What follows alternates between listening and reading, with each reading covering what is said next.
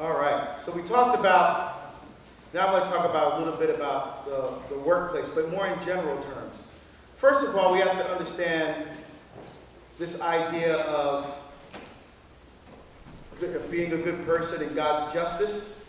So the parable I love to talk about this is the parable of the talents.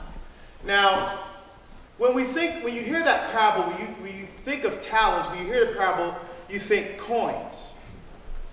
But talents aren't coins, right? A talent is also called a kikarim. In Aramaic, it's actually a unit of measurement. It's 3,000, one talent is 3,000 shekels. So a shekel is 0.4 ounces, usually of something like silver or gold or some precious metal. So you have to think of a talent like a gold brick, like at Fort Knox. That's what a talent was. It was not a coin that you pulled out of your pocket. So I did some calculations here. One talent, or kikarim in Aramaic, in today's dollars, in silver, is worth $27,091.20. That puts things in perspective, doesn't it? So when he gives the guy, the master goes away, he gives one guy like 5 talents, another guy 2 talents, another guy 1 talent. So the guy, and then some point later he comes back. The guy that gave 5, okay, where are my talents? Hey, you gave me 5, I got you 10. Yes! Come on in, brother. What about you? You didn't give me as much as you gave him. You gave me 2, I got you 4. Yes! Come on in. How about the last guy? I knew you were frugal. And I know where you reap, where you did not sow. And, I didn't want to lose what you gave me, so I buried it. See? So, hey, look, I'm just giving you back what you gave me. Now think about that for a second. Now you say to yourself, why was he so hard on this guy? He didn't lose what he was given, right? Not like the prodigal son who wasted his father's money. This guy he gave back what he was given. It wasn't good enough. Because our God is a wise investor. He expects a return on his investment. He's invested in every single one of us. And it's not good enough to bury the gifts that we've been given in the ground. We've been given the gift of fatherhood. We've been given the gift of being spiritual leaders for our families, for our church, and for society. And it's not good enough just to bury our gifts in the ground. Because God is going to, when you die, he's going to ask for those talents back. And like I said, I ain't going to be the guy that's going to give back that 1 talent. We need to multiply what we've been given by God. So whether you're an attorney, you have to be the best. Well, you guys aren't going to hell. Never mind. If you're a doctor, I'm just kidding. You guys will be all right after a long time of purgatory with my dad. But you guys will be fine. But if you're a teacher or an engineer or a doctor or whatever, you have to be the best that you can be. You have to multiply your talents in your sphere of influence. So no matter if you're a musician, whatever you do, you have to multiply your talents in your sphere of influence. So how do we do that? So the whole key is finding joy rather than happiness. What do I mean by that? There's a difference between joy and happiness. For example, everybody in this life is trying to be happy without first being joyful. For example, Tiger Woods. Let's use him. Now, that man could have been the greatest golfer that has ever lived. Could have been past Nicholas, Watson, even Sam Snead. Could have been. Now he's not going to be. Why? What took him down? Think about it. It was biblical. Like David biblical. What brought him down? Prostitutes and pornography brought that man to his knees. And he has never been the same golfer since. Lost everything. Now think about this for a second. Everything that the culture says you have to be happy and free and fulfilled, he had tens of millions of dollars, all kinds of endorsements, a beautiful trophy wife, kids, houses, cars, everything. And it wasn't good enough. It wasn't enough. And now he's basically lost everything. I mean, he still has the money and stuff, but no, wife, kids, personal life, golf game, totally gone now. Because he was happy without first being joyful. That principle actually comes to us from St. Paul. If you look at Paul's letter to the Romans, chapter 8, starting in verse 5. For those who live according to the flesh, now there's a couple words in Greek for flesh. There's sarx, which is what our Lord uses in John chapter 6. Whoever eats my flesh and drinks my blood.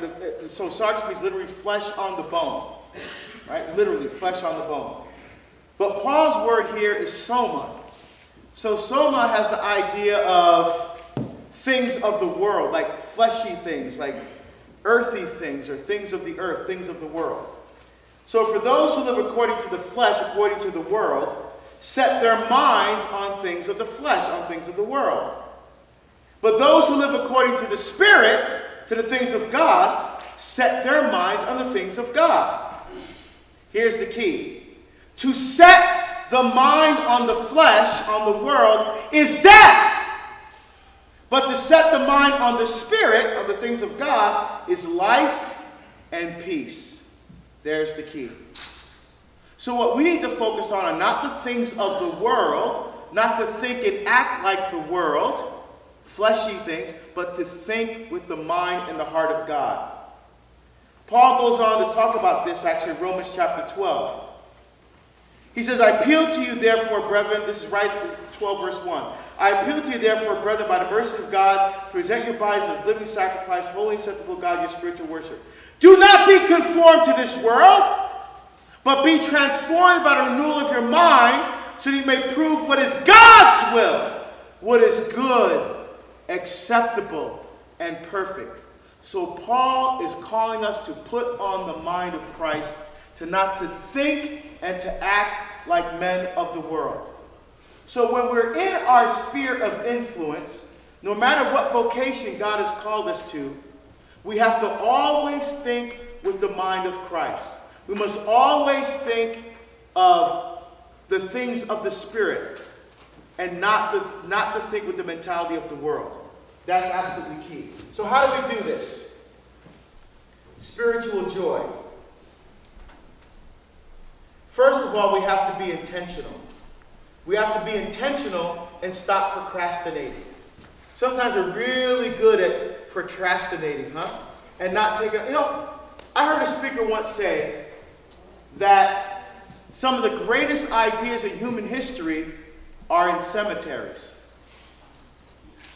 Because people were so afraid to allow their vision or their idea to see the light of day that they'd rather die with the idea than to try to work to bring it to fruition.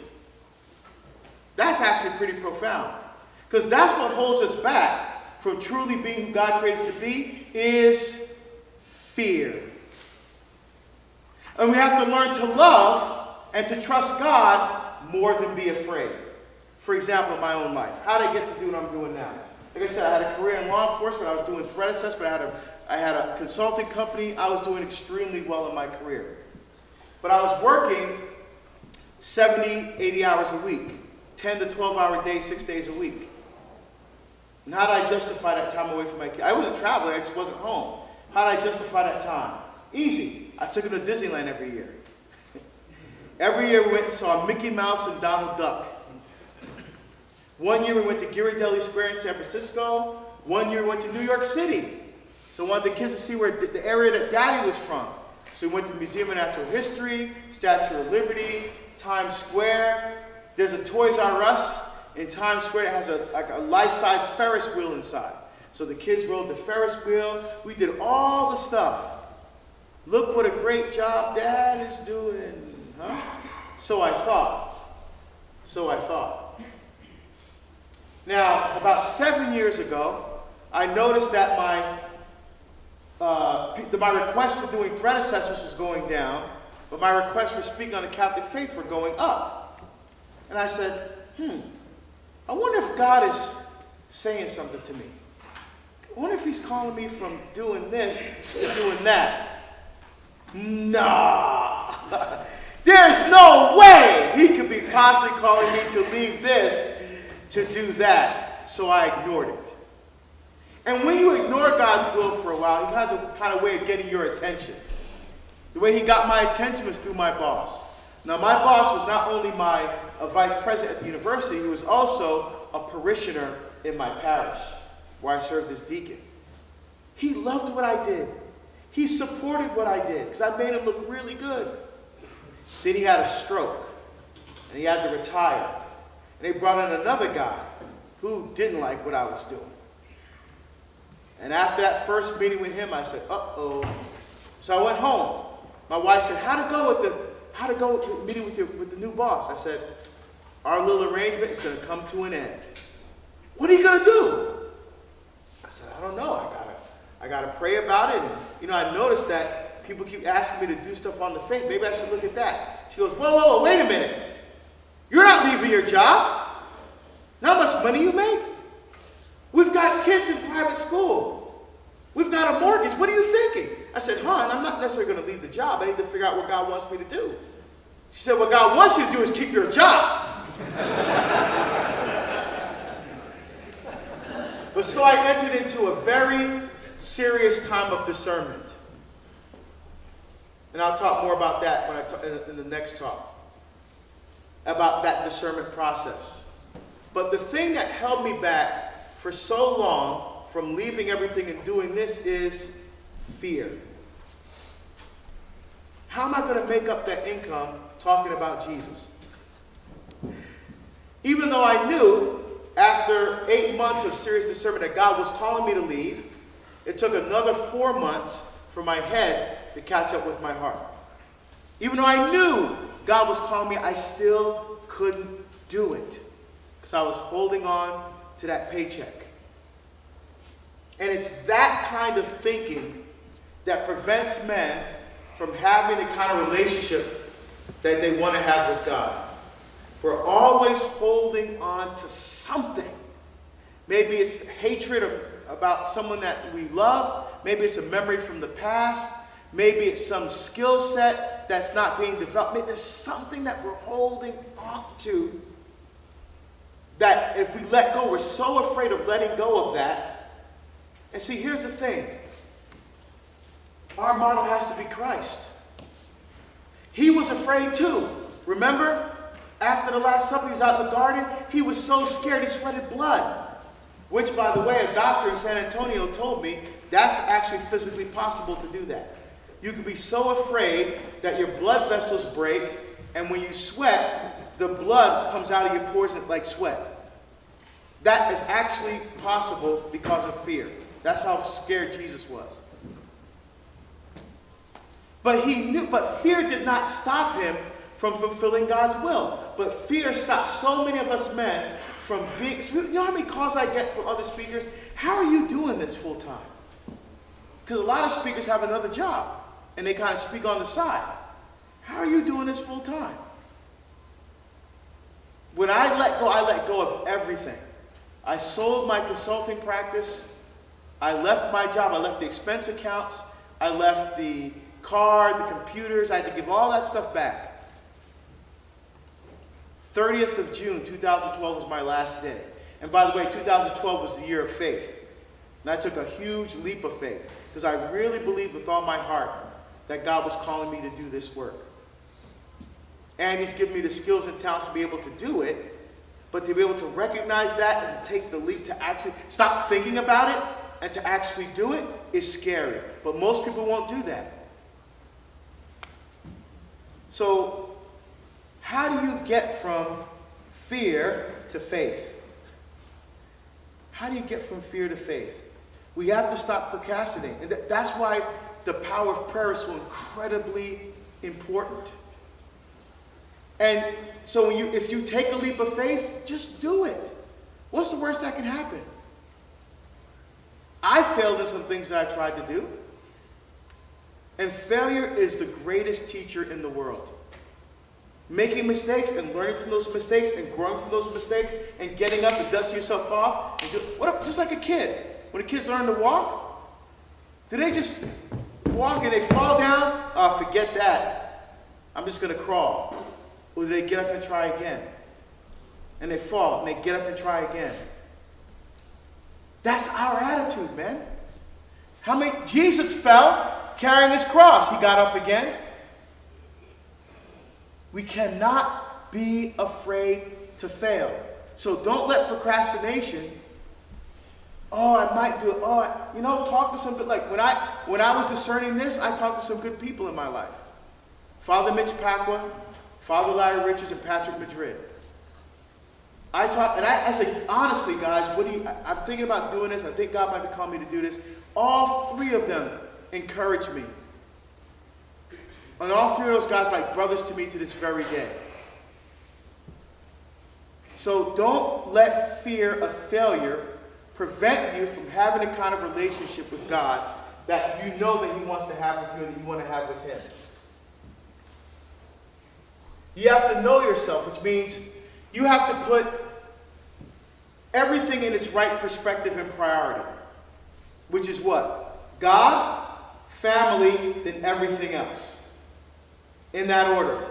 So I said that once, and the guy said to me, well, Deacon, I thought for sure you put your family first. And I said, my friend, if I don't put God first in my life, I'm no good to my wife and kids. If I don't put God first, I'm no good to them. So God always has to come first in your life, man. Above and before everything else. See, like for example, in relationships. We think that our spouse is going to completely fulfill us, and they can't. I love my wife more now than the day I married her. This August will be 24 years we've been together. And I love her more than anything in the world. But I know that she cannot fulfill the deepest desires of my heart. She can't. Only God can. And my relationship with her flows from my relationship with God. They're not in competition. So your relationship with God has to be the heart and the core and the center, kind of like spokes on a wheel. The hub is the center, and all the spokes come out from that center. So God is your center, and your relationship with your wife, with your kids, your work, and all those things flow from that heart of that core relationship with God. But you have to foster and nurture that relationship. Which means you have to be, and I'm going to talk about prayer in the final talk. Because I want to give you, the last talk, I want to give you some practical, hands-on things you can do every single day when you leave here and go out and implement them in your life right away so you can truly be the man who God created you to be. So we're going to talk about that last.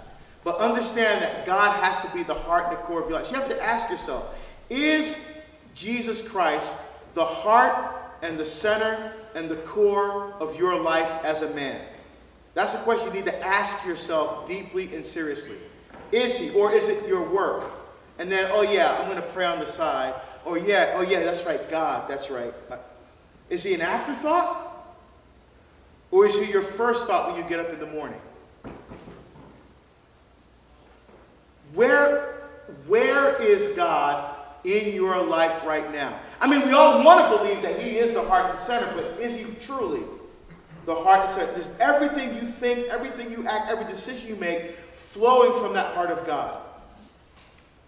So even if you're making a human resources policy, for example, how are you supposed to think of when you're developing a human resource policy or developing a vacation policy or whatever you're doing at your work? Here's the way to think about it. In Genesis chapter 1, it says we're made in the image and likeness of God.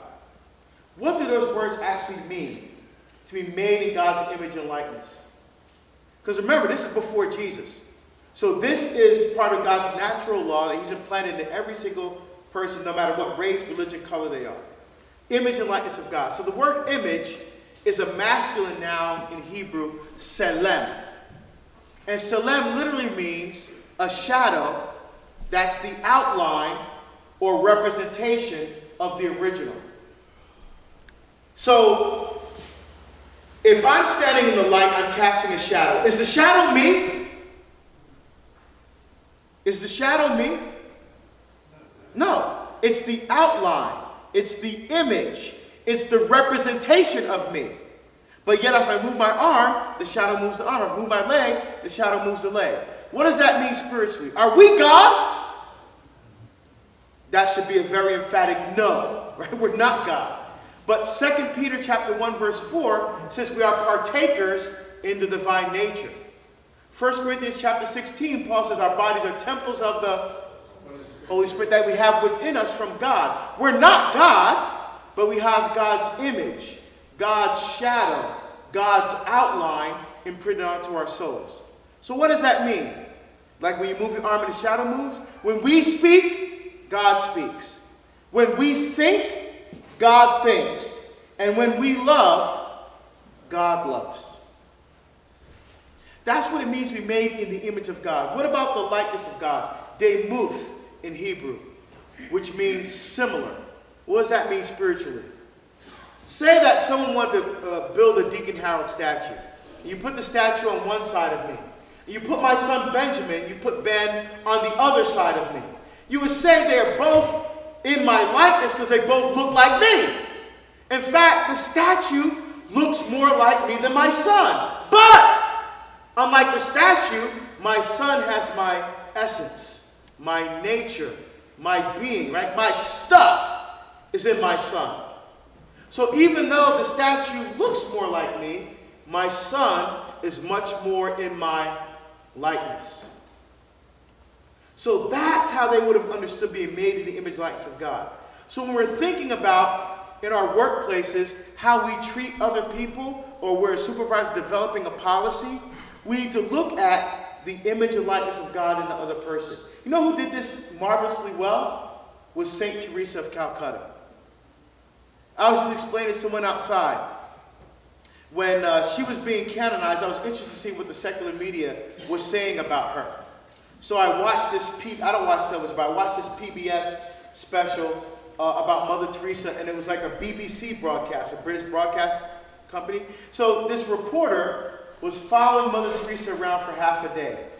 And so he was following her, the camera crew was following around. You can see Mother Teresa and her nuns picking up people who are dying of leprosy on the streets of Calcutta. People dying of AIDS. Kids who were born with some kind of malformation or some kind of defect were literally thrown away in the garbage by their parents because the gods cursed them or something with a kid with a deformity. So they left the kid in the garbage to die. And here's Mother Teresa and nuns picking up these people. Now they're not going to nurse them back. They're not nurses. These people are going to die. But at least they're going to die surrounded by people that love them, that care for them, that they could know and experience the love of God even just for those 2 minutes before they die. That's what I noticed. All the reporter noticed was the stench and how these people looked.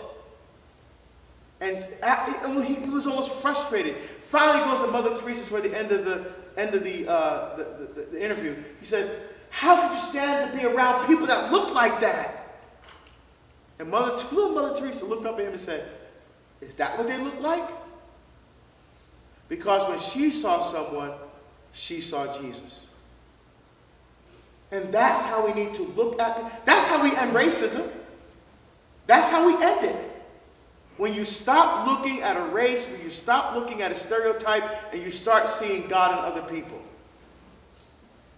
I mean, I get sick of it.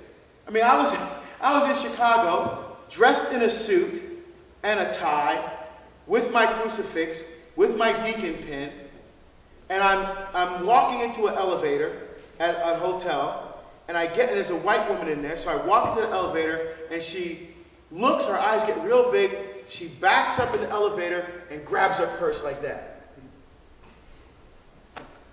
So I see that, and I'm like, okay, so I just walk into the elevator, I just turn around, the door closes, I just stand right in front of the door, I push my floor, and I just stand there like that, just waiting.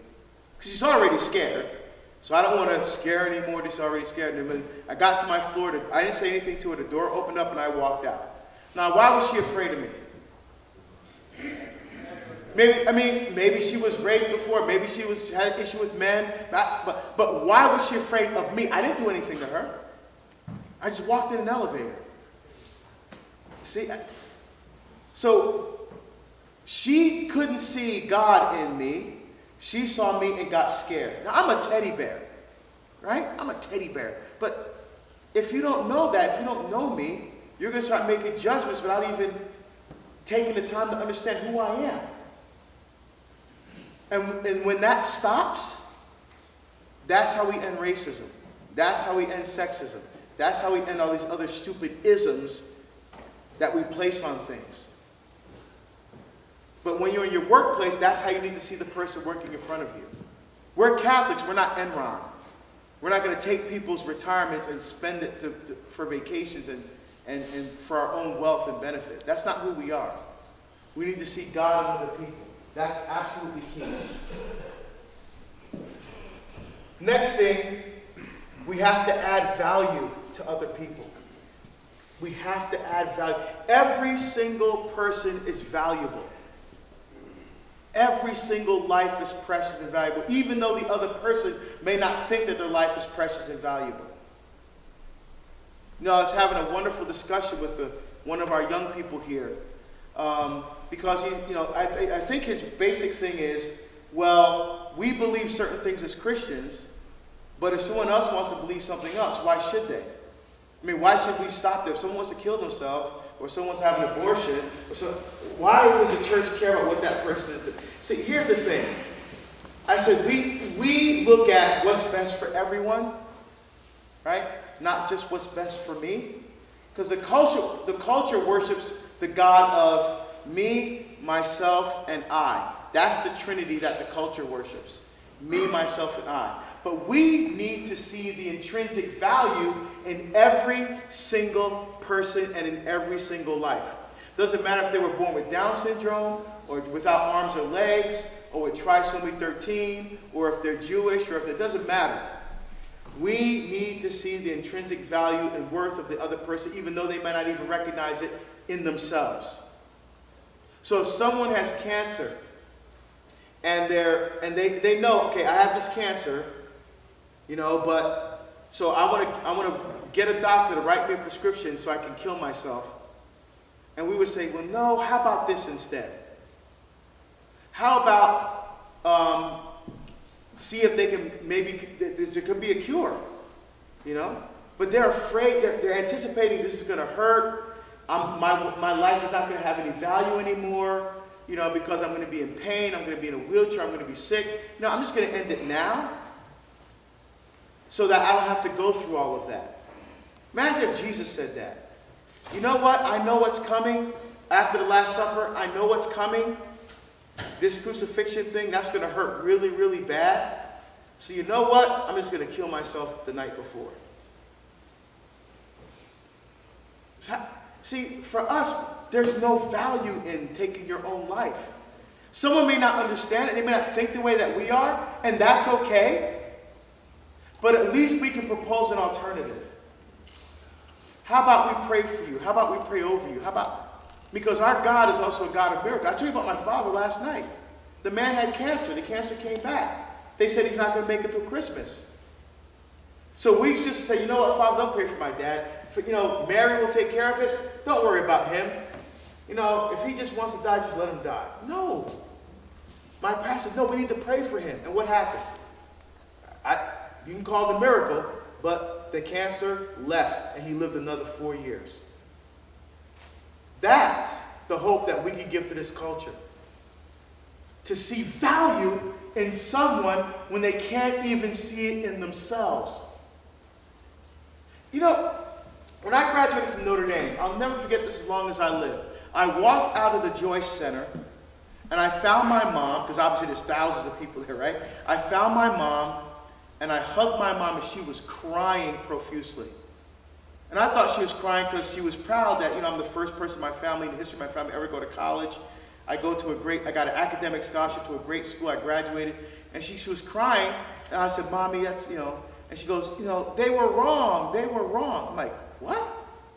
And she told me, the dad graduated from college, that when I was in 8th grade, the nuns that ran my high school said, you might as well send him to trade school and not send him to a college preparatory school, because he will never amount to anything. They told my mother. Imagine that. These nuns that I went to grade school told my mother I would never amount to anything. And here she is on the day I graduated from ND, and she's crying and she's hugging me and they were wrong, they were wrong. I know what she was talking about. So we need to see value in other people. You know, you may have a kid right now in your parish that you think is lost. Or some of the kids that you were talking about. These kids that grow up with their moms and no dads around. I know what that's like. My mom busted her ass. You know, let me tell you a typical day in our house. My mom was a nurse. She worked in the CCU, cardiac care unit. She worked the graveyard shift, 11 to 7. That's if she wasn't working overtime. She'd get off work at 7. We had to be at school by 10 minutes to 8. She would get off work at 7, take about 20 minutes to come home.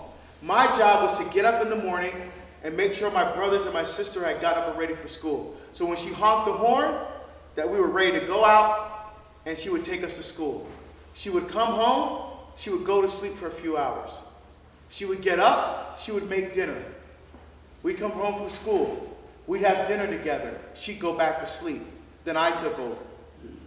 I had to make sure homework was done. I had to make sure the kitchen was clean. I had to take messages, right? That's before answering machines.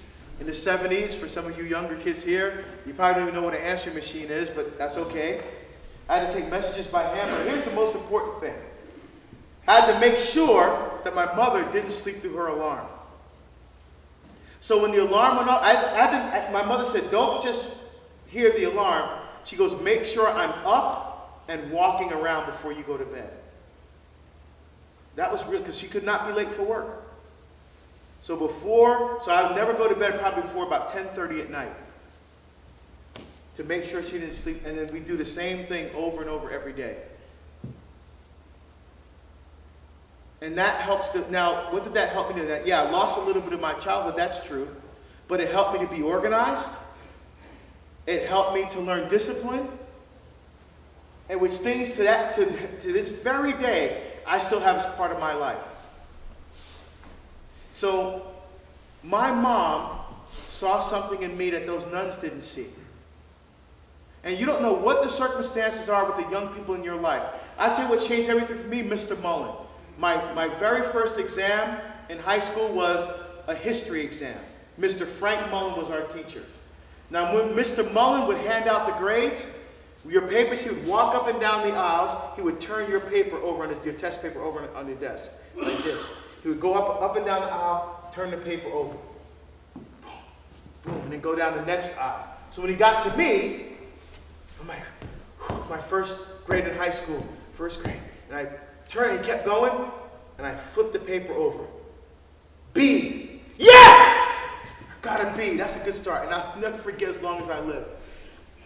Mr. Mullen stopped, and he backed up. And he looked at me, and he said, and you're happy with that? And I'm thinking to myself, yeah, I got a B. That's pretty good. But that's not what he meant. What he meant was, you can do better than that. And to that point, no one ever pushed me.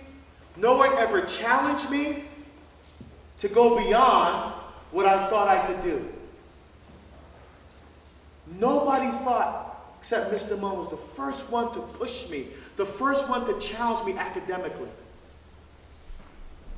And what happened after 4 years? I got an academic. See, people say, oh, you went to Notre Dame? First thing out of their mouth. This just happened a couple weeks ago. When I was in Australia. Oh, you went to Notre Dame? Did you play football? Now, I've never played football in my life. My high school, Newark, St. Benedict's Prep in Newark, the monks couldn't afford football. If you threw pads on the floor right now, I have zero clue how to put them on. No clue. Never played football in my life. I wrestled for 4 years in high school. But yet, Notre Dame, big black guy, must have played football. Not have 1290 SATs. Not graduate in the top 10 of your class. They didn't look at that. They want to look at football pads. That's the only way that I can go to school to play football. See, that's the kind of stuff that needs to stop. That's the kind of stuff that needs to end. But we need to see value in the other person we're standing across from us. My wrestling coach was another one.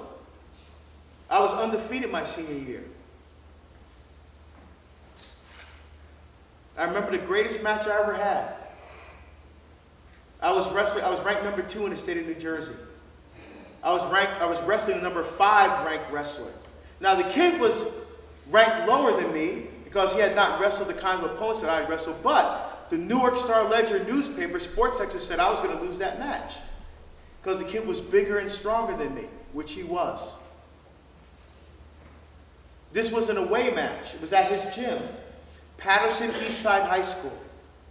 Never forget. We weigh in, and we're warming up on the mat.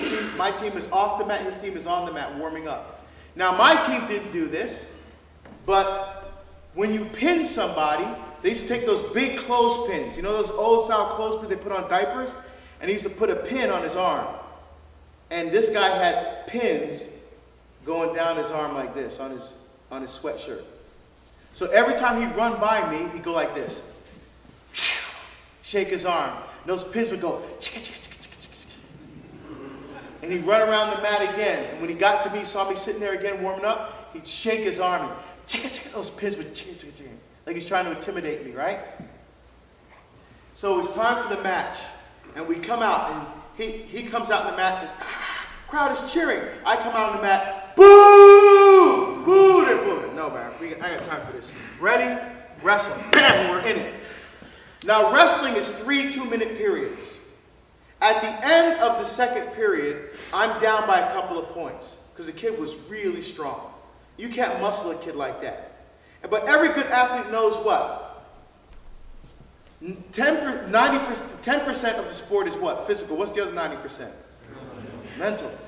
Now I know I'm down by a couple of points. I know I can beat this kid. I know I can beat him. Now, third period, we're in referee's position. I'm down.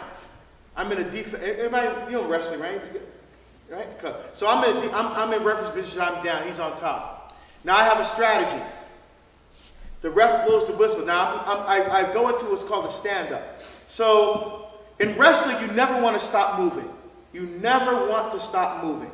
So the way the move is supposed to work, I fire up to this position here. I'm blocking his arm, and I have his other hand here, and I'm shifting my hips out, and I peel, and I'm supposed to cut, and then you attack, attack, attack.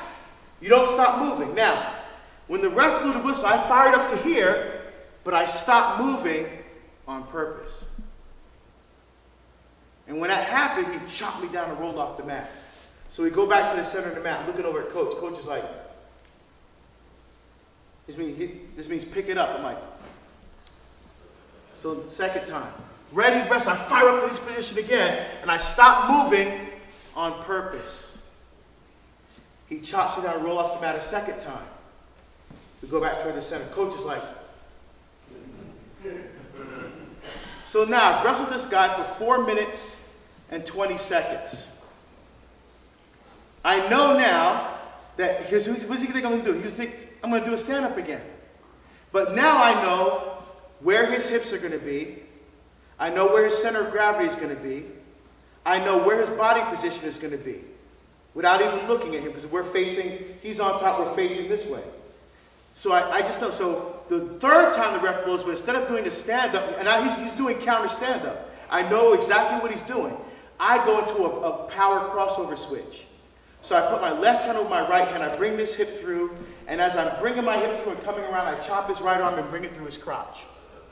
So I'm holding his arm through his crotch, and I throw a half Nelson around his head so deep that I'm grabbing his chin from the other side of his face. Then I start to crank the half. Now, when you crank a half Nelson, the more you crank, the tighter it gets. And I crank that half nice and slow so he could feel every ounce of pain as I was turning him on his back. And right before I pinned him, I whispered in his ear, "Does your mother have a camera?"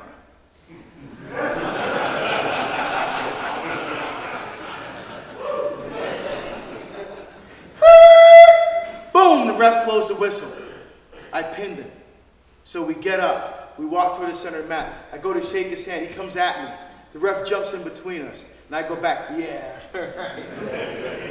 Because my attitude is, when I walked on that mat, nobody beats me. Nobody beats me. And our attitude when we walk out of this church, gentlemen, at the end of the day, nobody takes my faith from me. You say to Satan, you can't have my wife. You can't have my children. You can't have the church. And we're going to take back this culture. That's our attitude, man. And it was men like my wrestling coach. It was men like Mr. Mullen. And it's men like you who are going to make the difference in this world and in the church and in your family and in your sphere of influence. But that has to be our attitude, man. We can't let procrastination or fear or racism or anything else stop us from being who God created us to be and to see value in that other person standing in front of us. Every single person, every single life is valuable.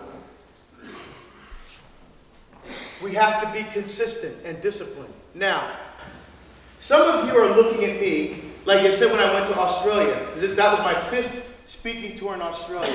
And when I landed and got to the first gig, people were like, what happened to the rest of you? So you see pictures of me, you know, I was a lot heavier. Well, what happened? Last year, I reached the highest weight that I've ever weighed in my life, over 300 pounds. So I went to my spiritual director, as I normally do, and my spiritual director got all up in my business. He got in my face and said, you know what? God can't continue to use you if you're not physically ready to do the work he's asking you to do. You need to lose weight. To my face. Which is why I picked him as spiritual director. Because he reminded me of Father Larry Richards.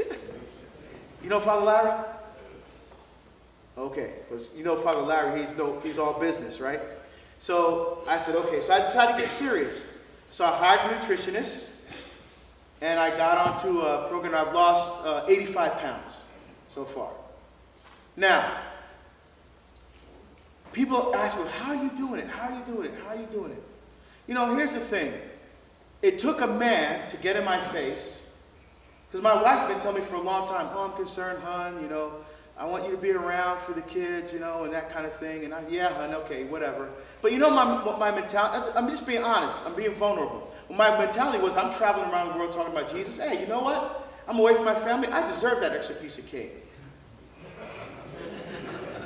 I deserve that extra helping of pasta and meatballs. I deserve that extra slice of pizza, whatever it is. Right? And became a problem. But my spiritual director was man enough to get in my face and to tell me what I needed to do. And I knew he was right.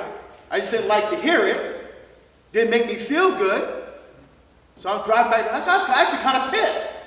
He talked to me like that. What? But he was right. He was right. And so I called the nutritionist. I said, hey, can you help me? She said, I'd love to help you, Deacon. And we started the program. Now, the reason I even wear this pants, I get wear all my fat clothes, by the way. And the reason I wear this pants is for this reason. See that? When I started this whole thing, I could wear this pants. I'm not kidding. I could wear this pants without the belt. And the only reason I kept this pants is not to show you, but to remind myself how far I've come. This is the will and the determination that we can have when you put God first, you put everything else after that.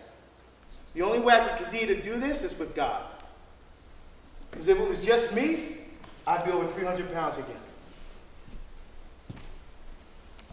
This is what I'm talking about, man. This takes work. And I have other men in my life that keep me accountable. I have other men in my life who love me enough to want to keep me accountable. for the person I am today. And we need to be that for each other, man. We've got to be there for each other. We've got to help each other and encourage each other. I'm going to talk more about that in the next talk as well. We have to have strategies for our growth and development. Because it's not going to happen. People say, well, how are you able to do this? Look, I set up 3 companies. Because, look, God gave me a head for business, right? So I recognize the fact that if God's calling me to do this, what's the business that I'm in? Bringing people to a deeper love and intimacy of our Lord Jesus Christ and the Catholic faith. That's the business. But there has to be a structure around it because I have a family to take care of. So I set up 3 companies, the dynamicdeacon.com. By the way, that dynamic deacon thing was not my idea. Because, I was calling my apostle Aurum Cordis. It's Latin for ear of the heart, because I was a Benedictine in my 20s, so it was from the rule of St. Benedict. And I'm like, yeah, ear of the heart. And I had a monk, was my logo, and I had a monk praying and connecting the head and the heart. That's beautiful. But when I started doing this seriously, I hired a management team. And there was a marketing person on my team. And the marketing person said, well, Deacon, Aurum Cordis does it. People don't know what that means. They can't pronounce it. And they don't associate that with you. I'm like, yeah, but it's cool. They're like, yeah, but if you're going to do this full time, seriously, people need to, you need to come up with something else. I'm like, well, like what? They said, well, give us some time to think about it. So we had our management meeting the next month. They said, we got it! Dynamic deacon. I'm like, oh, no, man. That's arrogant, dynamic. What is that? No, it's catchy. We Googled it. No one else is using it. I'm like, so I was very reluctant, but I said, okay, whatever. You guys are the experts. I trust you guys. All good Catholics, solid Catholics. Go ahead, go with it. And I guess it kind of stuck. So we started dynamicdeacon.com, set up the company. Then I have 2 other companies that I set up, all structured differently. 1 LLC, 1 501c3, 2 for-profit, 1 non-for-profit, all taxed differently. And so the income that comes in takes advantage of all the tax laws. So I have 2 accounts. I have an attorney. I have an event coordinator. I have a web development person. I have all these.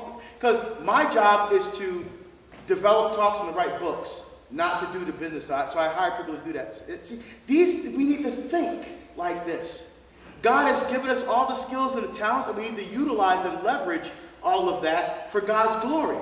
Not for my glory, for God's glory. The Psalm 115, not to us, Lord, not to us, but to your name give the glory. So we have to do everything to the very best of our ability and not be afraid to use our skills and talents, even in the business world or whatever world we're in, to maximize the glory for God. Period. It has to be for him. Everything, and it has to be our best. People say, well, why do you use like gold chalice? Why can't you use like some? Because it holds the precious blood of our Lord and Savior Jesus Christ. So we have to use a precious vessel to hold something precious. It's not because we have to use gold. That could go feed the poor. Jesus says the poor will always be with you. It's not about neglecting the poor. And I don't plan to be poor. Just because I'm a Catholic speaker doesn't mean I don't want to be poor. I want to be able to take care of my family. That's all I want. But there has to be a structure around it, and that's how I'm able to do it full time. And not have another job. This is what I do. But the heart of that, when I started this whole thing, I consecrated everything to the Blessed Mother. I did a total consecration to the Blessed Virgin Mary. And I go to adoration every week without fail, which I'll talk about in the next talk. I'm telling you guys, adoration, game changer. Absolute game changer in your life. I think it's the most underutilized weapon in our arsenal to fight against sin and death is Eucharistic adoration. But I'll talk about that. I'm telling you, it changes everything in your life. Just a couple more things real quick here. You know, I think we've also lost this ability to be very curious. We've stopped asking why. You know, what I love about RCIA, well, when I was still active in a parish doing RCIA, like I said, I'm traveling a lot now, so I'm not in my parish anymore, but what I loved when the RCIA folks question things. I love that. When they would question things. They ask why. You know, not just, okay, here's what the church believes, and that's where we need to get to the why. We need to be curious again. Like young people. So many young people, there's a serious disconnect between what happens at that altar up here and their life every day. You know how many young people say Mass is boring? Why do they say that? They have no idea why they're here. Let's be real. They're here because mommy and daddy make them go. But when they're 18, 19, 20, leave your house and leave the faith. Because they don't see how any of this is connected to their everyday lived experience. We give them the what, but we don't give them the why. Why? Do you know why you're at Mass? No, I'm not trying to embarrass you. Just be honest. Do you know why you're at Mass? Your answer, not what you expect everybody else to. I mean, for you personally, why are you at Mass? Because you're told to. Thank you. I appreciate your honesty. Because that answer I get from so many young people, because I'm told to. We've stopped being curious as Catholics. I have no problem when people question why the church teaches what it does. They come to me, why does the church teach that? I have no problem with that. Because out of real struggle for understanding truth comes growth. It's just like a muscle. When I was in wrestling and I was lifting weights 3 times a week in the gym, you have to tear the muscle in order to build it up. It's the same thing about faith. You have to tear it. So they ask, well, why? I can give you a great example. I was speaking in Bethlehem, Pennsylvania a couple years ago. Now, I wasn't supposed to speak at the high school. But when the principal found out I was coming to speak in the parish, he was like, that's the guy on Chosen, on the confirmation program. We should have him come speak to our students. And so he called for a special assembly. He didn't ask me what the topic was. He didn't ask me what I was going to speak on. So he called a special assembly, 900 kids in a gym. And he's all excited. He goes, okay, what are you going to talk about? I said, the holy sacrifice of the Mass. And his face just dropped like, what?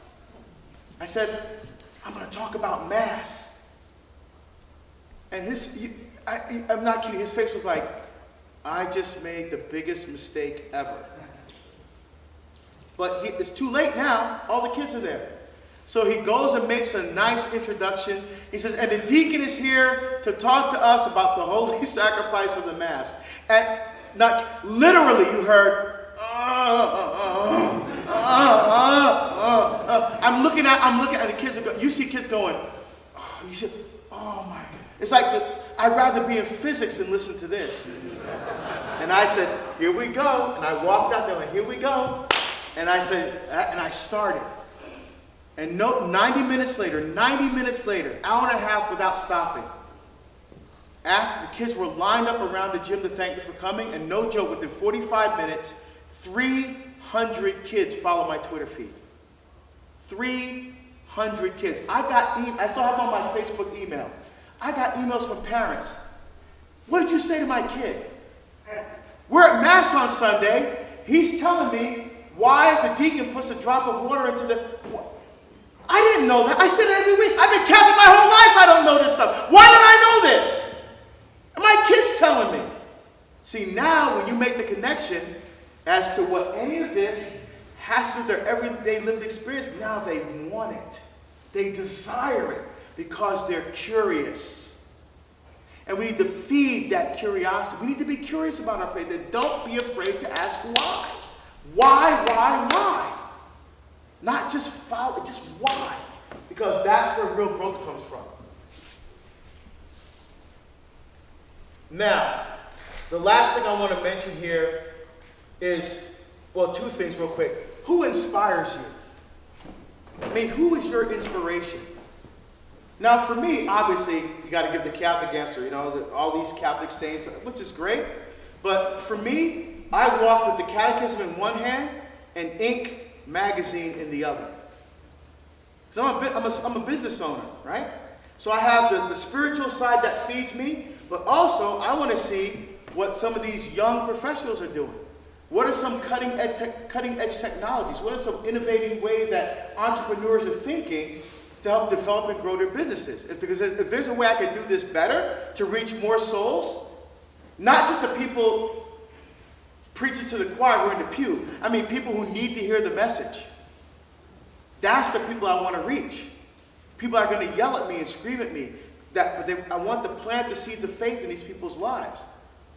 So I have the big question, well, who inspires you to keep going every day? I know you have to say Jesus, I get it, but who else inspires you? And the last thing is this. You have to expand, like a rubber band. A rubber band is great, but it's only useful when it's expanded. So we have to expand ourselves. I see one of the greatest things I've ever done was to expand my horizons when it came to my wife. Now, because of my situation growing up in my house, I am not an overly affectionate person. You know, I'm not a hugger. You know, I'm not touchy-feely. You know, not blaming my parents for that, but I never saw real affection between the two of them. So I'm guessing that's why I'm not an overly affectionate person. But here's the problem. My wife craves affection. What do I do? I'm married to a woman who craves affection to a guy who's not affectionate. So what do? I have to die to myself, and I have to expand. So here's what I did. Never forget the first time I did this. I was shopping for groceries, and I was in the store, and I saw they had roses on sale. I said, wow. I have to think, I have to intentionally think about being affectionate to my wife. So I said, you know what? My wife loves flowers. I'm going to get her those roses that are on sale. So I got the roses, but you know, guys, you can't just get roses. What goes with roses, man? Chocolate! So I had to get some chocolate too. So I saw they had the heart-shaped box, not a big box. I think I'm trying to get her fat, but a smaller box. So I got the roses, I got the kid, and I brought them home. And Claire was probably about 10 years old, or 10 or 11. And I came home with the groceries, with the flour and the candy, and Claire said, "Uh-oh, Daddy, what did you do?" I said, "I didn't do anything, honey. I just want to show your mom how much I love her." And I put them on the table, put the flowers in some water, put them on the table, rip that packet, they got to put the pork with the flowers and stuff. And so, but here's what I didn't expect. The kids. I did not expect the reaction from the kids. The whole rest of the afternoon, they were like, "Wait till Mommy comes home, wait till Mommy comes home." And so my wife's a psychologist. She came from her private practice. She walks in, and the kids meet her at the door. Mommy, look on the table, look on the table. So she looks, she sees the flowers.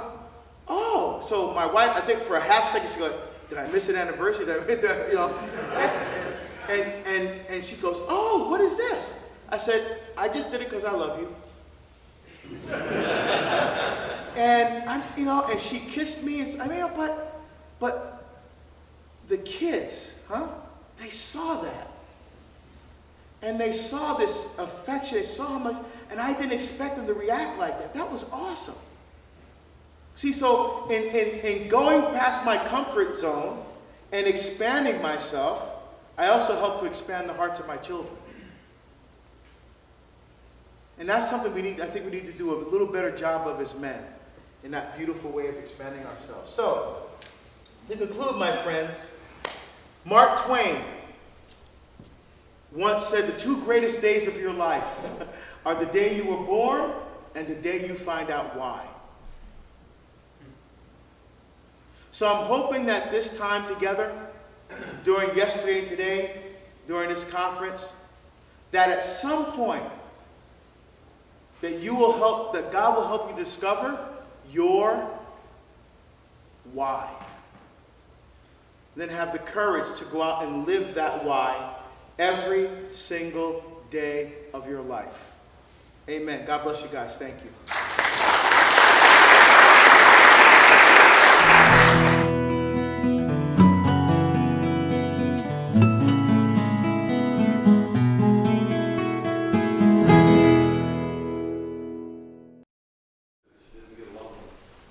What's that? What followed the leading of the pastor that you didn't get? Oh, no, it was my boss at work. Oh, Yeah, it was the new boss at work that I didn't get along with. No, my pastor's fine. My pastor's great. Very supportive. In fact, it was interesting, the deacons will find this interesting. When I was going in my parish, when I was studying for the diaconate, there was no deacons in my parish before. So there were a lot of lay ministers doing things. So I was afraid, how are they going to accept me now from being Harold to Deacon Harold? You know, because I was afraid that I'm going to take all this stuff away from them that they were doing, that kind of thing. So Father, he was great. In our diocese, candidacy comes last. So you do all the academic formation, lector, acolyte, all that, and then a year before you're ordained, because ours is 5 years, so at the end of year 4, you get called to candidacy. Then you spend the last year doing training and all that stuff to prepare for ordination. So after I was called to candidacy, Father began like a little program. He'd like do these little bulletin inserts, or he'd just say after Mass, like a 2-minute thing. Okay, now at Mass you saw Deacon Harold, you saw Harold serving as an acolyte. This time next year, he's going to be Deacon Harold, he's going to be doing this. And so he took a year and prepared people so that when I was ordained, I was trying to serve as a deacon, people didn't feel, oh, he's taking my job. So like, you know, it wasn't like the extraordinary ministers of communion were fighting and stuff, you know, because you know how that gets sometimes. Did I tell you that story about that yesterday? The extraordinary ministers? I was in a parish in California that doesn't have deacons. And so my parish mission, I preach at all the Mass on the weekend, and I give the youth night talk Sunday, then parish Monday, Tuesday, Wednesday. So it's Saturday night vigil Mass. I'm vested, ready to go. Father's hearing confessions, and all of a sudden all these extraordinary ministers start to come in, and the lectors start to come in, and people are signing their name on a list, you know, that they're there. And so the sacristy is fairly full. Then Father comes in 5 minutes before Mass. He's just finished hearing confessions. He's getting vested. He looks around and goes, oh, John, we won't need you to carry the book of the Gospels because the deacon is here, and he's going to carry the book of the Gospels as a deacon. He's going to read the Gospel, give the homily. Oh, yeah, Mary, we won't need you to be an extraordinary minister because the deacon is an ordinary minister of communion like me, so he's going to be giving out communion with me. So they both look at Father and say, but we're on the list! So to his credit, Father said, you know, that's my fault. I meant to tell the office manager that when the list was being, to type in the deacon's name, but I got meetings this week, it got away from me, I didn't think about it, it's my fault. But he's here, and he needs to exercise his ordained ministry, and the reason why you're doing those things is we don't have a deacon here. But he needs to do things he's ordained to do. And they said, well, what are we supposed to do? And I'm like, really? Really? So we're so concerned about who gets to do what when the church has already got it figured out, which is why we're getting our butts kicked out here. We're fighting amongst ourselves about who gets to do what in here, and we're losing the battle with the culture out there. See, so, yes, please. you talked about your discernment when you decided to change jobs. Yes. Your wife was kind of wanting you to Yes. stay where you were. Mm-hmm. Could you talk about how you worked through y'all's differences? Sure. I'm going to talk about that in the next talk. If you hold on, I'll finish the story in the next talk. It'll make sense why I left it till then. All right?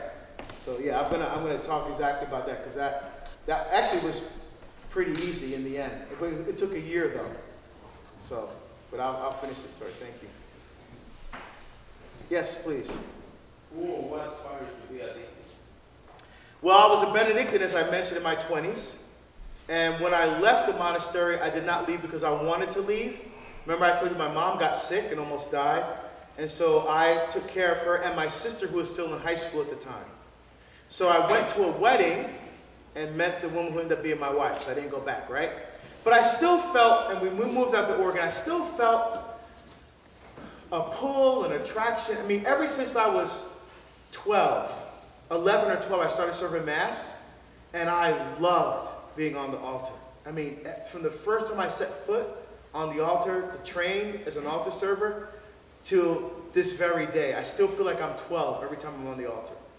I always loved being up here. I still, to this day, just love being at the altar. And first I thought that attraction might be for the priesthood. So, which is why I did, the monastery, thinking I was going to be a monk and a priest. But I still felt, even after being married and first going to Immaculate Heart, I still felt something. And so I actually don't say this publicly because it's a little bit strange, because I'm not like a charismatic kind of thing. But I'm not saying anything bad, but that's not me. But we moved to Oregon in 1995. In 1996, so we moved in August of 95. So in the spring of 96, that was the first Easter Vigil. All right? So we're in the church, and we don't have kids yet, just my wife and I. We're singing the Gloria, because when the candles go out and the lights go on, and the Gloria right before the epistle. And so the Gloria, as we're singing the Gloria, I heard a voice that said, "Deacon."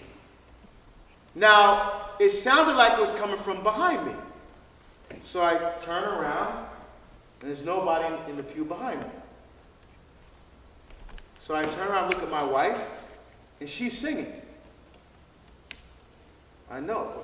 Then I thought, who's Deacon? I thought it was like Deacon Jones or something like that. Like it was some guy in the church named Deacon. I've never heard anything like that, and I've never experienced anything like that. So I clearly heard someone say deacon like that. Like you're hearing me right now. Couldn't figure it out. So after Mass, I go to Father Nicholas, the pastor, and I said, "Father, who's deacon?" And he said, "You'd be a great deacon." I'm like, whoa, Father, hold on. Because I've never seen a permanent deacon. I've never seen it. The only deacons I saw were in the monastery, guys who were in seminary going to be priests. I said, "I can't be a deacon, I'm married." He says, no, permanent deacon. I'm like, what? What are you talking about? So he goes into the sacristy, he gets a copy of the Second Vatican Council documents, Lumen Gentium, I think it's paragraph 39. He said, "Read this. At the lower end of the hierarchy is the deacon." And I read it, I'm like, oh my goodness, that's what I'm supposed to do. I said, that's what I'm supposed to do. And so the diocesan office was closed on Easter Monday. Easter Tuesday I called Archdiocese of Portland. Yes, I'm supposed to be a deacon. Just like that. And they said, "Okay, who are you?" So I applied and went through initial interview. So I was accepted. I was 30 years old. This was 1996. I was 30 years old. I was accepted into the program, but there's no class that year. So I had to wait till 97 for the next class to start. And so I went, it's a 5-year process, including a master's degree in theology. I went through all that. It was ordained November 23rd, 2002. So I think that the act was just a natural flow from my desire ever since I was 11 or 12, that I thought might have been priesthood, that I thought I'd been monastic life, but it ended up being a deacon. So I at first I thought back in that experience, why did God put me in a monastery? I mean, why put me in a monastery and just end up me being married to being a deacon? Well, here's the thing. I look back now and I realize that it was a monastic life where I developed a love for silence, a love for prayer, a love for devotions, a love for praying the office every day, was all fostered in monastic life. And so Lord was saying, you don't know this right now, but 20-something years from now, you're going to be a deacon in the church. And you're going to be needing to pull from this reservoir that I'm filling for you right now. And that's exactly right. I pull from that every single day. I still love praying. I pray the full office every day, including matins and compline, because as deacons, you're supposed to, you're required to pray the hinge hours, which are laws and vespers. Oh, what do you call them now? Morning prayer and evening. I still use the monastic names. Morning, but I pray the whole thing every day, the whole office. Because that's what I did for years as a monk. So I feel like I'm cheating if I don't do the whole office every day. But so I think God gave me that experience because it was preparing me for my experience now. So I've always had, I've still had that, and I think this is what God was calling me to. Yes, please. Talk to several people that left the Catholic faith. And I asked them why. The answer I always get most of the time opinion, why do most people leave the faith, Catholic faith? Well, people leave the faith because they don't know why they're Catholic. This, I mean, like the example this young man said because he's told to. I mean, there's no, see, here is the problem. We're teaching the faith without getting people to know who Jesus is in their life. So we're teaching the faith like we teach a subject in school. Math, English, science, language arts, religion class. And so people aren't in love. I mean, you know, and when you're in love, you can't imagine your life without the other person in your life. They know Jesus, like da'af, factual knowledge about Jesus, but they don't yaudah, they don't know Jesus intimately and personally. And so they think the Catholic Church is all about ritual and all about this, and they don't connect why we do the things we do with the everyday lived experience. And so when you start to make those connections, then it starts to make sense. But they're leaving because they learn all the ritual, but they don't learn how the ritual is connected to their life every day. That's one reason. The other reason is they're just trying to find an excuse to leave. Like for example, the sex abuse scandal. I believe the church calls it the priests abusing kids. Here's the analogy that I use. Again, I always use law enforcement analogies because of my background. Imagine that one of my officers pull over a woman for speeding. Okay? He's supposed to ask for driver's license, registration, proof of insurance. He gets to the window and he sees that the woman is very attractive.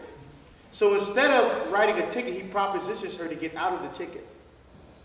She's enraged. So she comes to the police station. She files a formal complaint against that officer. I suspend the officer pending an investigation for moral turpitude, right? It gets leaked to the media.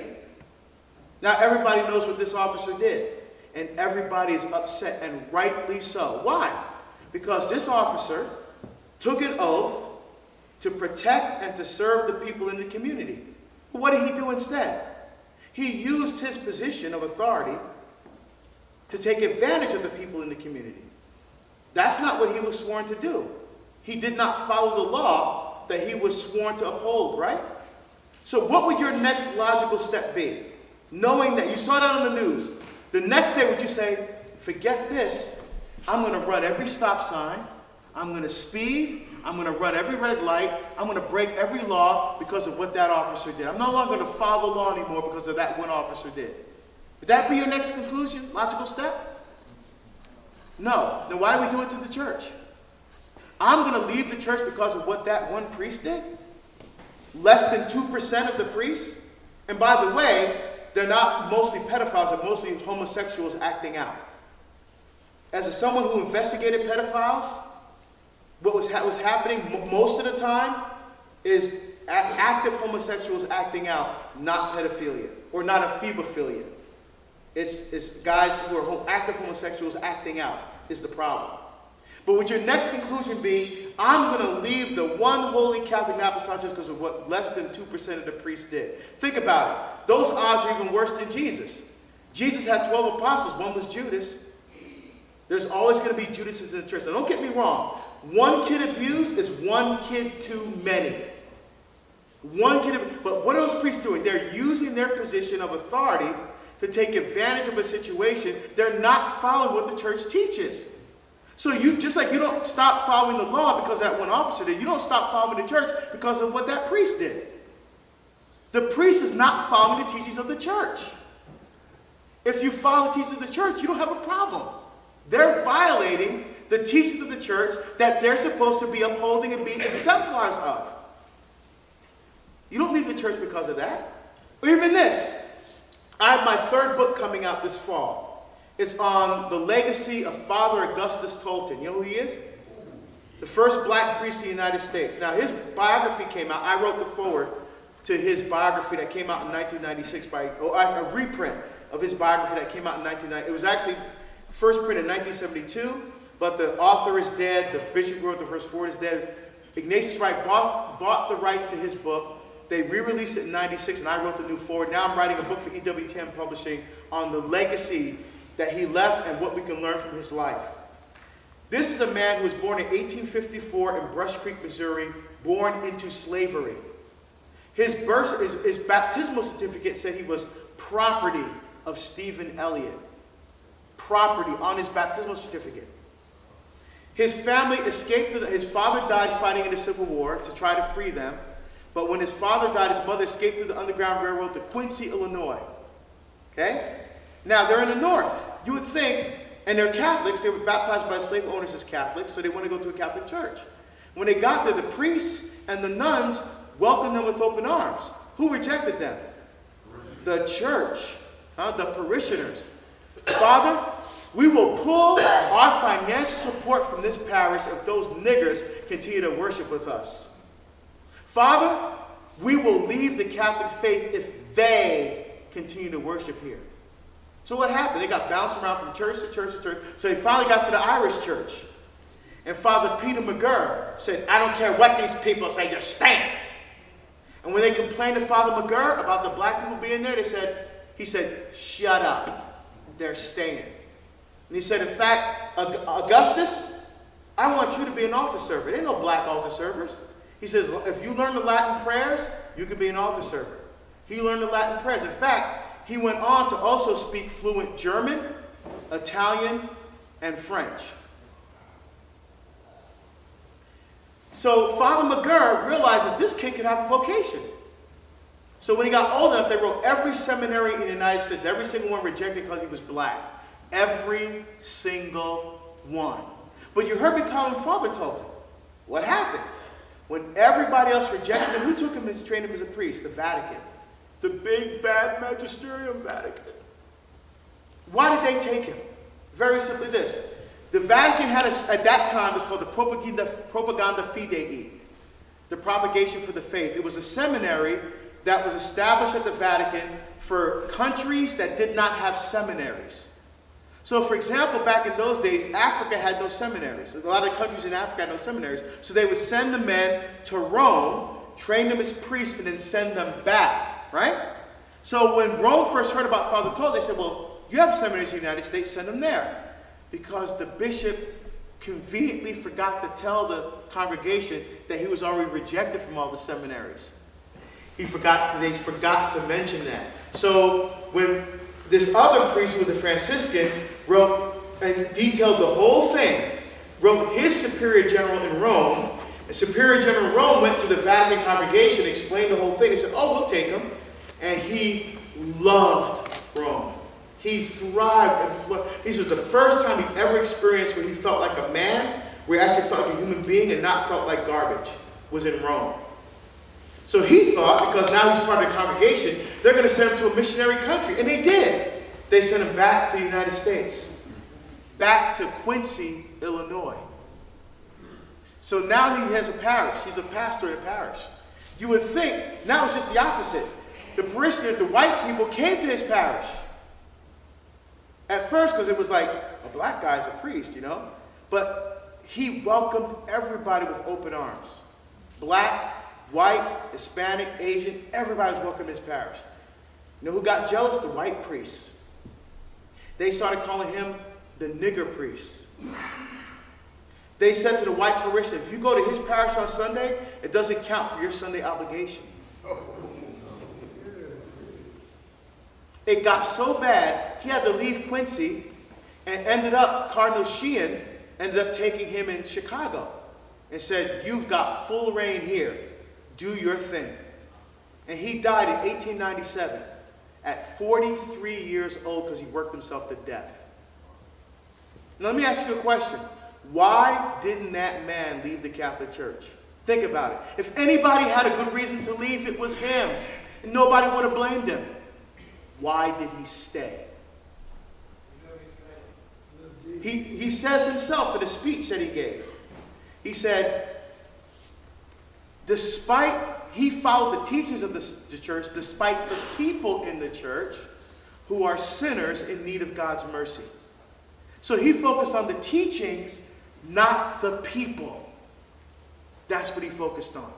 And that's what we need to focus on, the teachings, not the people. So, a long answer to your question again.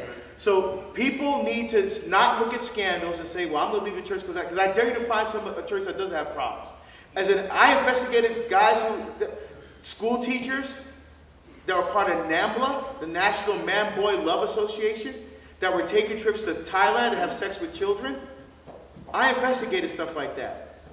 I have attorneys, real estate brokers, all pedophiles, and most of them married, by the way. So I don't want to hear that I left the church because of that stuff. No, you follow the teachings, not the people. And then the other thing, we need to connect people with all the stuff and what all of. I'll give you an example. I had a Jewish guy, because when I was doing threat assessment, once a month we look at the different religious communities in town, and we say, are they receiving any threats? And if they were, we do a threat analysis of what they were, if they were receiving any threats. So I became friends with this rabbi. So I invited him to mass with me. So we're sitting, now I'm not deaconing, we're sitting in the back. And before mass started, he's looking at the altar. He says to me, what is this? I said, well, that's the altar of sacrifice. And on the table over here we have the laver, because I use the Jewish terms. It's the bowl that the priest uses to wash his fingers for the lavabo. I said, that's the laver. We have it, well, it's not back there, but our church, the tabernacle, is behind. He said, there's the tabernacle, there's the sanctuary light. And he said, this is the Jewish temple. I said, yeah, it is. And he said, what is in the tabernacle? I said, the lechem hapanim. And his face like, whoa, because that's, in Exodus, it's the bread of the presence. It's sometimes translated as showbread. Horrible translation from the Hebrew, horrible. It literally means lehem hapanim, means the bread of the presence, or panim can also mean face, the bread of the face. Whose presence? Whose face? God's. So and everything that the tabernacle light, it said whenever the lehem hapanim is present in the tabernacle, the sanctuary light had to be lit. That's Old Testament. And during the mass, he was listening. Blessed are you, Lord God. That's the prayer. I said, yep, we stole it from you guys. That's right. And I tell you, that started a friendship between, because nobody heard. He heard the lies about Pius XII and the Jews and all these lies that were perpetrated against the church. So he didn't have anything to do with the Catholic Church. So when I invited him, at first he said no. But because of the work I was doing with threat assessment, and I showed interest in the Jewish community, he just came. And he was blown away. He did not understand how Jewish the Mass was. And that started, we have to break down these walls and get people to understand. Now, if he could begin to understand as a Jewish person, imagine a Catholic trying to understand how all of this is connected with their life every day. That's what we need to do. A much better job of doing. All right. Thank you very much, Deacon.